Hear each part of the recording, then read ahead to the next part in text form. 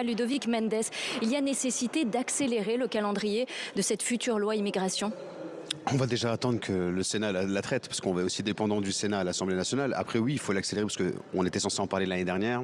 Malheureusement, ça a été repoussé. Puis après, au mois de mars, et puis après, ce qu'il s'est passé sur le texte retraite, le texte avait été mis de côté. Et puis, certains responsables des Républicains en ont profité, j'allais dire, pour faire de la communication autour de ce texte et de se mettre surtout en désaccord entre eux et qui nous empêche d'avancer.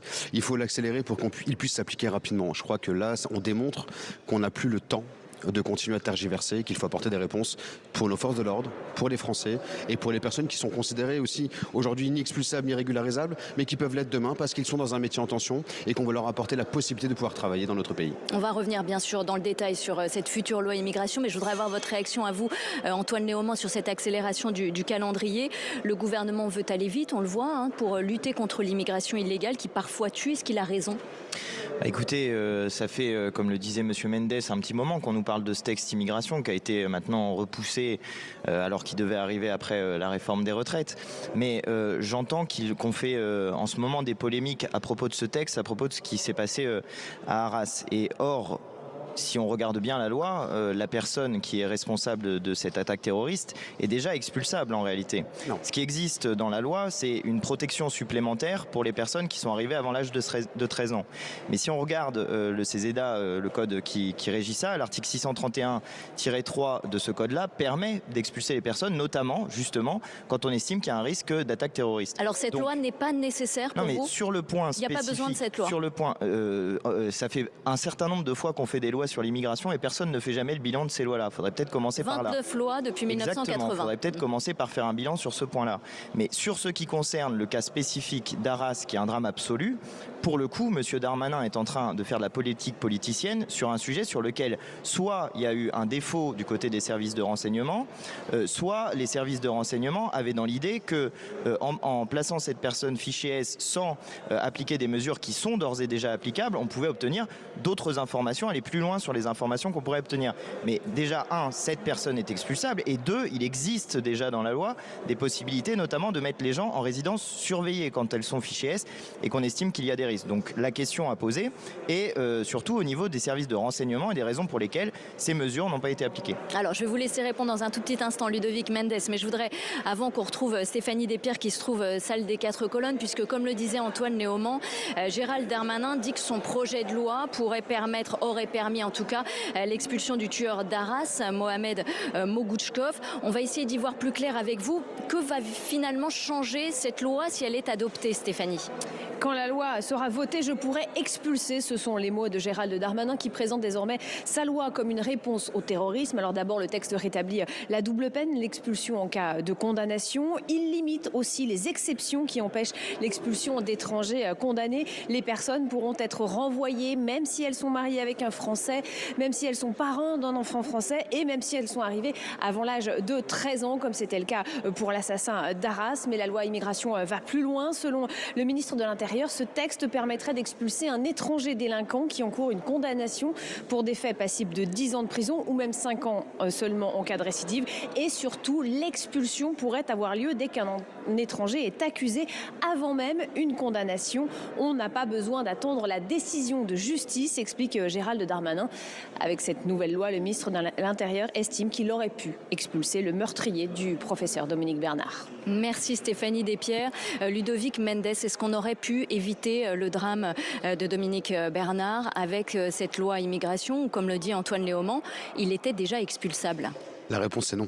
Il n'était pas expulsable. Je pense que M. Léaumont n'écoute pas nos débats à l'Assemblée, parce qu'on en a parlé l'année dernière au mois de décembre, sur une proposition du Niche LR d'ailleurs, de proposition d'Éric Ciotti, et en même temps sur le débat 50 je ne sais plus combien de la Constitution que nous avons eu à l'Assemblée, où on a expulsé qu'avant 13 ans ce n'est pas possible. Son père a été expulsé parce que justement le père était expulsable à ce moment-là. Lui étant arrivé avant 13 ans, c'est une mesure législative. Elle n'est pas constitutionnelle, elle n'est pas dans les traités, mais elle est législative. L'empêcher de pouvoir le faire. Et je rappelle qu'une chose, c'est qu'il a été fiché au mois d'octobre 2023. Donc là, seulement maintenant, peu de temps avant qu'il commette son acte. Il n'était pas dans les radars jusqu'à maintenant. Donc ça veut dire que depuis le mois d'octobre, il aurait pu être expulsable? Non, parce qu'il est que fichier S. Et en tant que simplement fichier S, il n'y avait pas de possibilité de prouver à ce moment-là qu'il y avait quelque chose à lui reprocher. Il aurait fallu avoir une décision de justice pour le faire. Et malgré tout, vu qu'il est arrivé avant 13 ans, il ne pouvait pas être expulsé à ce moment-là. Même s'il y a atteinte à la sûreté de l'État? Alors quand il y a atteinte à la sûreté de l'État, c'est quelque chose d'exceptionnel et c'est le juge qui rend la décision. Là, comme on le dit, il n'y a pas eu de juge, il n'y a pas eu de confrontation. Là, il y aura confrontation devant le juge par rapport à ce qu'il a fait. Il sera reconnu coupable si il est reconnu coupable. Et quand il est reconnu coupable, on pourra proposer son expulsion. Mais en l'état, tant qu'il n'est pas jugé pour des faits aussi graves que ceux dont on parle, donc sûreté de l'État, et en plus de ça, qu'il était à peine fiché S depuis le mois d'octobre 2023, on ne pouvait pas l'expulser. C'est une réalité. Mais c'est très simple pour la France Insoumise aujourd'hui d'expliquer que la loi existe et que ça fonctionne, vu qu'ils sont incapables de caractériser les terroristes. Bah si, je non, vous les défendez en permanence. Pour revenir la réalité, c'est qu'aujourd'hui, pour vous, tout est faisable. Terroristes, enfin, ça n'a pas de sens. Votre collègue Obono l'a encore fait. Vous imaginez bien. Je voudrais qu'on soit très clair. Cette personne était arrivée avant 13 ans. Tout à fait. C'est 13 ans. Et à l'intérieur, il n'était donc pas expulsable, dit Ludovic Mendes. Il n'était pas condamné. Si à l'intérieur du code sur le sujet, l'article L631-3, vous pourrez aller vérifier si vous le souhaitez, permet l'expulsion lorsqu'il y a des cas, vous l'avez dit, d'atteinte à la sûreté de l'État ou des menaces terroristes. C'est pas sur des condamnations, c'est sur des menaces. Et d'ailleurs, ça fait partie du flou sur le sujet. Ce qui existe, effectivement, c'est que la CEDH, la Cour européenne des droits de l'homme, nous condamne en général quand nous renvoyons des gens vers le pays d'origine de ce monsieur, puisque ils subissent là-bas généralement des tortures et parfois des disparitions. On aurait dû aller outre la CEDH sur ce cas-là? Non mais en réalité, moi je vous dis pas ce qu'il aurait fallu faire. Je pense que c'est une question de renseignement d'abord. C'est pas une question. Mais il était arrivé, on le répète, à l'âge de 6 ans. Tout à fait. Mais je vous dis l'état existant de la loi. Moi, ce qui m'intéresse, c'est la question des renseignements, parce qu'en réalité, sur ce genre de sujet, c'est une question qui est liée au renseignement et à la façon de savoir si oui ou non cette personne est dangereuse. En l'occurrence ici, elle l'était. Elle a commis un acte terroriste, donc elle l'était évidemment. Et la question qui est posée, c'est que font les services de renseignement territoriaux? Est-ce que pourquoi on ne met pas en place des mesures qui existent encore une fois dans la loi, par exemple d'assignation à résidence quand on pense qu'il y a un danger?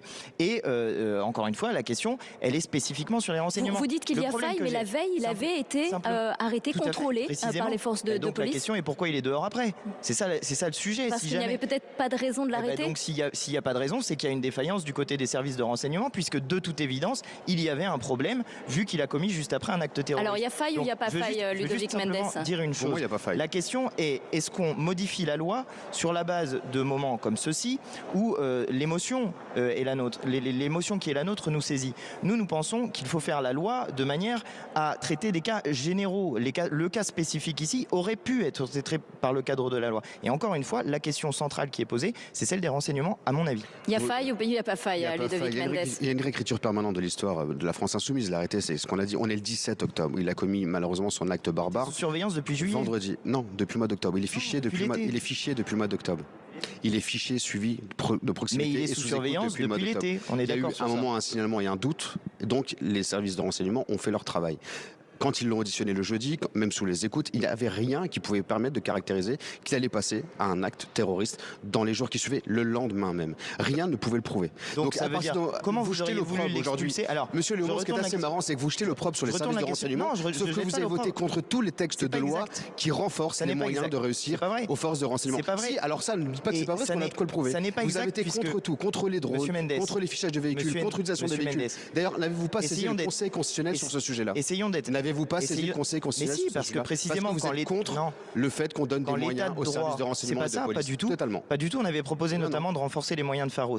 Quand ce que nous disons nous, c'est que le cadre, de l'état de droit doit être respecté. Mais allons jusqu'au bout. Il est respecté aujourd'hui. Pharos, c'est la plateforme sur les réseaux sociaux pour contrôler les réseaux. Donc, moi, je ne mets pas en cause les services de renseignement. Vous venez de le faire. Non, je dis que dire qu'il y a une faille, c'est la faute des renseignements. Je peux vous redire le propos exactement. Je dis que la question est posée aux services de renseignement, parce que si effectivement il n'y avait rien à ce moment-là à reprocher à cette personne, comment donc auriez-vous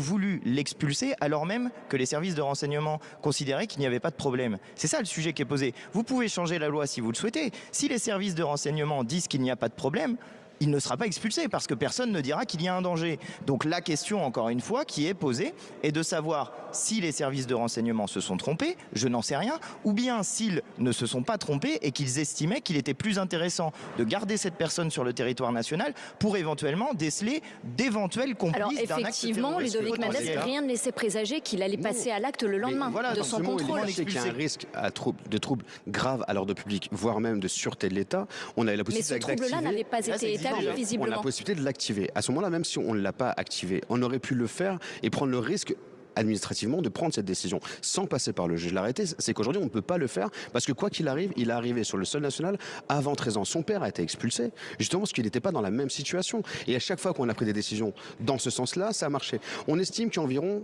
4000 personnes qui pourraient être dans ce cas-là. Ils ne sont pas tous fichés S. Il y a des personnes qui vont sortir de prison qu'on aimerait expulser, qu'on ne peut pas aujourd'hui parce qu'ils sont sur le territoire national avant l'âge de 13 ans. Et parce qu'ils ont été condamnés justement à un crime supérieur à 10 ans là, en termes de voilà, prison. Parce que ça doit être lié à une condamnation. Là, c'est ce qu'on propose aussi. Mais quand c'est la sûreté de l'État ou un risque C'était pas le cas de ce jeune. Non, c'est pas le cas. Mais c'est même au-delà que c'est pas le cas. Le fait qu'il arrive avant 13 ans n'aurait rien pu faire à ce moment-là. C'est une réalité, c'est une disposition législative qui a été mise dans le droit pour garantir justement qu'il n'y ait pas de défaillance importante de l'État français, de dire parce qu'il est étranger et qu'on l'affiche S, on va automatiquement l'expulser. Ça paraissait logique, sauf qu'en l'État, on se rend compte qu'on a des véritables difficultés et on doit prendre des décisions fortes pour la sécurité de notre pays. Ce qui est assez intéressant, c'est de voir M. Leaumont nous donner ces leçons en permanence, alors qu'il vote contre tout et qu'en commission, si on ressortait les propos que vous pouvez tenir, on a plus la sensation que vous êtes prêt à les protéger qu'à les expulser. Mais c'est une réalité, M. Leaumont. Si on faisait là des capsules vidéo de tous vos propos pris en commission des lois, vous verrez que les Français penseront exactement la même chose que moi. Non, si, bien sûr vous ne pouvez pas dire ça. Enfin, comment pouvez-vous dire que d'une manière ou d'une autre, des insoumis essaieraient de défendre des terroristes? Ça n'est pas notre but, à aucun moment. Notre but est précisément que les services de renseignement aient assez de moyens pour faire les recherches qui sont nécessaires. D'ailleurs, on a souvent des débats en commission des lois, parce que nous avons tendance à défendre effectivement des moyens supérieurs plutôt pour les services de renseignement et la police judiciaire, plutôt que des moyens supérieurs pour ce qu'on va appeler la présence sur le terrain. Nous pensons qu'il faut mieux des enquêteurs qui vont être capables de déceler des réseaux terroristes et de les démanteler, y compris des réseaux d'enquêteurs qui sont capables d'enquêter sur les propos qui sont faits sur Internet. C'est pour ça qu'on proposait de renforcer Pharos et d'être efficace sur cette partie-là du renseignement. Mais pour vous, ce projet de loi ne réglera rien, que ce soit le rétablissement de la double peine, que ce soit les possibilités d'expulser avant 13 ans, qu'il lève toutes les exceptions. Sur le sujet de la sécurité intérieure, cette loi ne règle absolument aucun problème.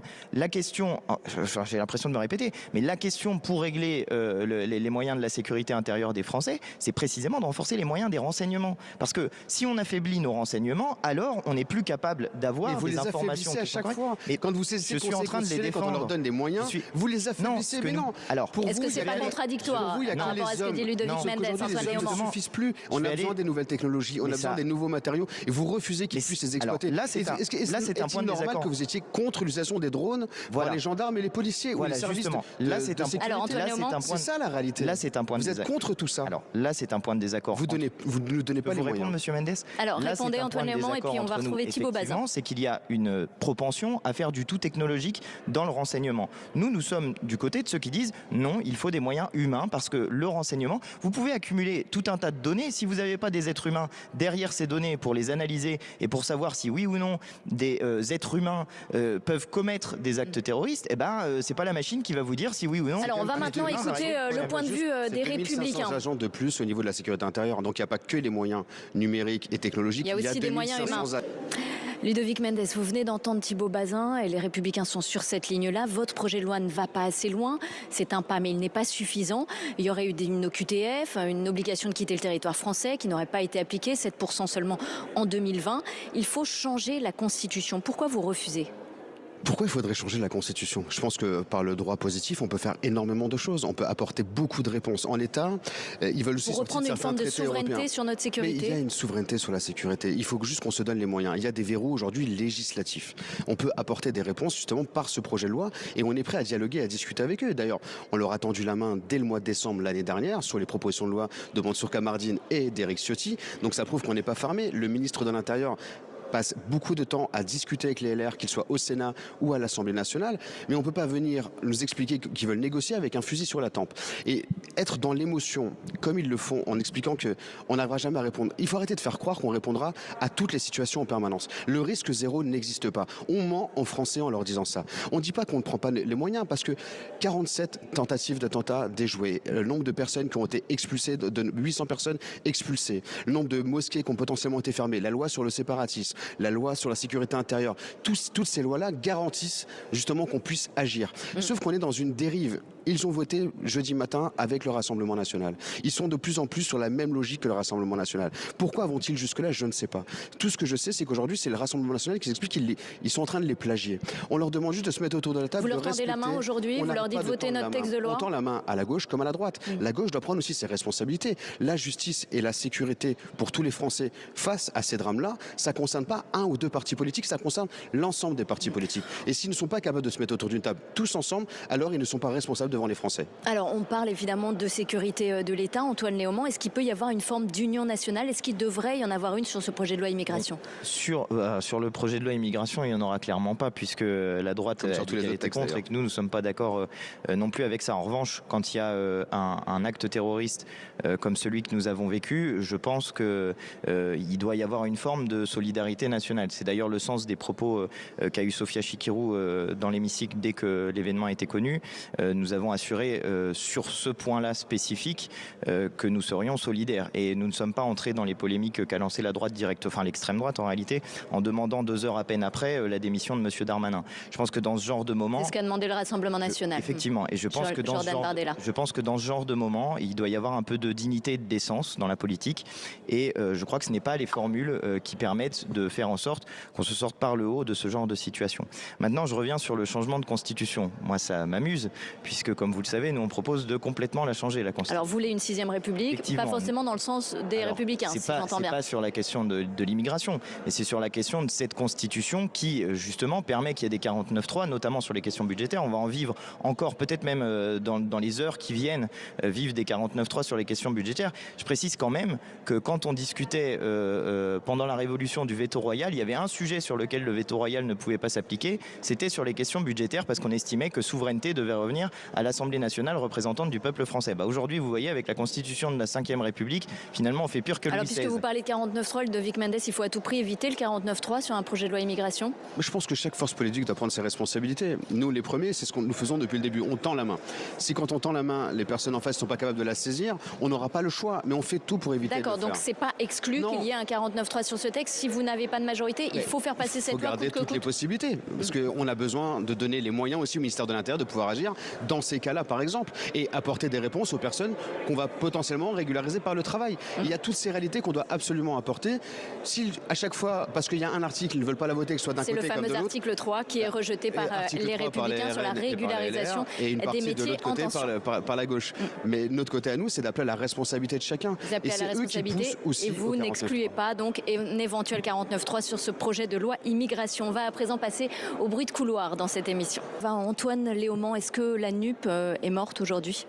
Bon, je crois qu'en réalité, certains se servent d'un événement politique dramatique, d'un contexte international dramatique, pour essayer de faire de la politique politicienne. En réalité, qu'il s'agisse du PCF, du Parti Socialiste ou d'Europe Écologie Les Verts, chacun avait indiqué d'ores et déjà qu'il voudrait faire des listes séparées aux élections européennes. Nous plaidons depuis le début pour qu'il y ait une liste commune aux élections européennes. J'en suis désolé, parce que je ne voudrais pas qu'au soir de l'élection européenne, on se retrouve non pas avec des 3e ou des 4e positions, mais avec une série de positions la derrière, question, elle n'est pas vraiment là. Chacun part de son côté pour les élections européennes. Là, la question, ce qu'on reproche finalement à Jean-Luc Mélenchon ou à certains dans votre camp, à la France Insoumise, c'est de ne pas clarifier votre position, de dire que le Hamas est une organisation terroriste. Vous le dites, vous, ou pas? Non, mais que dire que le Hamas est une organisation islamiste qui ne représente en rien le peuple palestinien et qui a commis en Israël avec ces événements barbares des actes de terreur qui peuvent être qualifiés de crimes de guerre et de crimes contre l'humanité. Je ne crois pas que ça soit être complaisant avec le Hamas que de demander qu'il soit jugé devant la Cour pénale internationale pour les crimes qui ont été commis. Mais je crois que sur ce sujet-là, certains essayent de détourner nos propos, de modifier nos propos pour nous faire dire ce que nous ne disons pas. Jamais chez nous, jamais. Il n'y aura aucune complaisance avec l'islamisme pour une raison simple, c'est que nous ne sommes pas d'accord avec le fait que la religion intervienne dans la politique et que nous ne sommes pas d'accord avec le fait que des actes d'une barbarie comme celles qui ont été commises en Israël puissent être commis au nom de quelques mots d'ordre que ce soit. Mais quand on assassine des enfants, quand on égorge dans des kibboutz, est-ce que c'est pas du terrorisme? Précisément, est-ce que mal nommer les choses, c'est pas ajouter au malheur du monde, comme disait Camus? C'est ce que disait Camus. Camus qui dénonçait lui aussi les actes terroristes. Et pour ma part, je suis d'accord avec lui. Donc, je vous dis très clairement ce que j'ai dit. Le Hamas est un groupe islamiste. Mais par ailleurs, il faudrait retourner la question à monsieur Netanyahou qui disait en 2019 qu'il fallait financer le Hamas pour empêcher l'État palestinien, justement, enfin, la Palestine de devenir un État. C'est monsieur Netanyahou qui a, dans sa politique, aidé le Hamas pour faire en sorte que l'opposition en Palestine soit tellement violente, tellement brutale comme l'est le Hamas, qu'il soit ensuite impossible de dire autre chose que cela. Donc vous voyez, moi je retourne. Pourquoi ignoble? Monsieur Netanyahou est ignoble, oui, en disant qu'il faut financer le Hamas. Moi je ne suis Ludovic Mendes volontairement, parce que vous êtes incapable d'assumer la vérité et de dire les choses. Vous allez encore détourner mes propos. Non, je détourne pas mes propos. Juste que quand on passe son temps à expliquer que l'école de la République est raciste, que notre pays est raciste. Alors l'un après l'autre. Non mais on peut reprendre plein de propos. Est-ce que j'ai dit là, sur les réseaux sociaux, ou écrit quelque part? Vous nourrissez. Est-ce que j'ai dit là ou écrit quelque part que l'école était raciste? Vous nourrissez certains islamistes sur notre territoire national par les propos. Monsieur Mendes, et moi je l'assume pleinement. En 2019, vous aviez fait une interview à la Croix où vous disiez à peu près les mêmes choses que moi. Non, je crois pas. Non. Je ne comprends pas pourquoi vous avez changé d'avis depuis ce moment-là. Ce que je dis sur la lutte contre, sur la crête, la ligne de crête républicaine, je dis pas du tout ça. Mais c'est aussi la mienne, la ligne de crête républicaine. Moi, je pars du principe qu'il faut faire attention dans certains propos. Je combats certains propos de l'extrême droite majoritairement qui mélangent musulmans et islamisme. Nous sommes d'accord sur ça, donc. Je combats les propos de l'extrême gauche que vous représentez, qui fait que vous êtes incapable de démontrer que dans parfois certaines familles musulmanes, il y a des islamistes qui sont là pour faire du mal à notre pays et qui sont en train de gangréner une partie de notre jeunesse. Vous êtes en train de faire le reproche. Là où vous êtes totalement ignoble, c'est que vous cherchez à nouveau la petite phrase pour démontrer qu'en fait, c'est la faute à personne et le Hamas qui l'a fait, c'est pas bien grave. Ce qu'il a fait, jamais de la vie. C'est un acte terroriste. Attendez, monsieur Mendes, jamais de la vie nous n'avons dit que le Hamas qui l'a fait, c'est pas bien grave. Non, mais le Hamas, vous dites ça? Dites que c'est un acte terroriste. Pourquoi vous dites? Dites-le. Pourquoi vous le dites pas? Pourquoi vous refusez de dire que c'est un acte terroriste? C'est ça que vous reproche Ludovic Mendes, en fait. Mais il a pris le pouvoir par la force. Il a tué des femmes, des enfants à Gaza pour prendre le pouvoir. Donc il n'a rien à faire devant la Cour pénale internationale. Ce n'est pas une organisation politique, ce n'est pas un gouvernement. C'était le Fatah, ils ont piqué la place du Fatah. C'est une dictature. Et la faute à qui? Dites-le. La faute à qui? Dites-le. La faute à ceux qui l'ont fait. Alors Antoine Léaumont, vous répondez? Sur cette partie-là, je suis d'accord avec vous. Reconnaissez-le. Sur cette partie-là, dénoncez les propos de votre collègue Obono. Dénoncez les propos de tous vos collègues. Monsieur Mendes, vous m'écoutez? Écoutez-moi, je viens de vous dire sur ce que vous venez de dire là, je suis d'accord avec vous. Mais pourquoi vous le dites pas? Et donc non, vous ne dites pas que le Hamas lui-même... Alors attendez, juste une chose. Daniel Obono a parlé ce matin de mouvement de résistance pour le Hamas. Est-ce que vous approuvez ces propos? Non. Alors attendez. Ce n'est pas de la résistance. Non, le Hamas n'est pas un mouvement de résistance. Je répète ce que j'ai dit parce qu'apparemment il faut le répéter plusieurs fois. Le Hamas est un mouvement islamiste qui a commis des actes de terreur, des actes d'une barbarie sans nom, des actes qui doivent être, n'en déplaise à monsieur Mendes, parce que là nous avons clairement un désaccord, jugés devant la Cour pénale internationale. Daniel Obono a fait une erreur ce matin. C'est un dérapage. Les personnes qui ont commis ces actes ignobles doivent être jugées et punies pour ces actes ignobles. Ça, vous l'avez dit. Mais je veux aller jusqu'au bout de ça. Pourquoi n'avoir jamais dénoncé ce qu'ils ont fait sur leur propre population palestinienne? Mais pourquoi de la même manière, enfin, monsieur Mendes, essaie de rentrer à Gaza la semaine dernière encore. Monsieur, mais pas pour aller soutenir le Hamas, enfin. Mais ils allaient voir qui? Vu que pas pour aller soutenir le Hamas, pour aller voir la société civile palestinienne qui justement...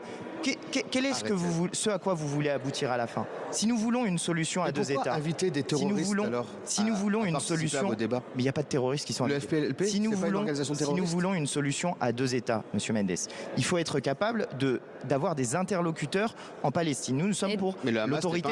Et bien précisément, nous sommes pour l'autorité palestinienne. Alors, et le Hamas, la difficulté majeure que pose le Hamas, c'est que compte tenu des actes abominables qu'il commet, il ne peut pas pas être un interlocuteur. Mais pour obtenir le cessez-le-feu sur la situation actuelle, il va bien falloir qu'il y ait une discussion entre le gouvernement d'extrême droite de M. Netanyahou, qui appelait à financer le Hamas en 2019, et l'organisation Hamas, qui en ce moment est en train de mener une guerre abominable, qui a mené des actes abominables sur le sol israélien. Et on va s'arrêter là sur ce débat, Antoine Léaumont. Je voudrais juste dire une chose. Sur ce sujet-là, je pense que, contrairement à ce qui est dit, nous sommes extrêmement clairs. Et que certains, pour des raisons politiciennes, essayent de nous faire dire ce que nous ne disons pas. Il y en a ras-le-bol. En tout cas, le débat le débat se poursuit en tout cas ici et au sein de la NUP, puisqu'il y a un conseil national du Parti socialiste qui doit voter ce soir un moratoire sur la NUP. Vous en saurez plus évidemment sur LCP. Merci Ludovic Mendes, merci Antoine Léaumont d'avoir été avec nous.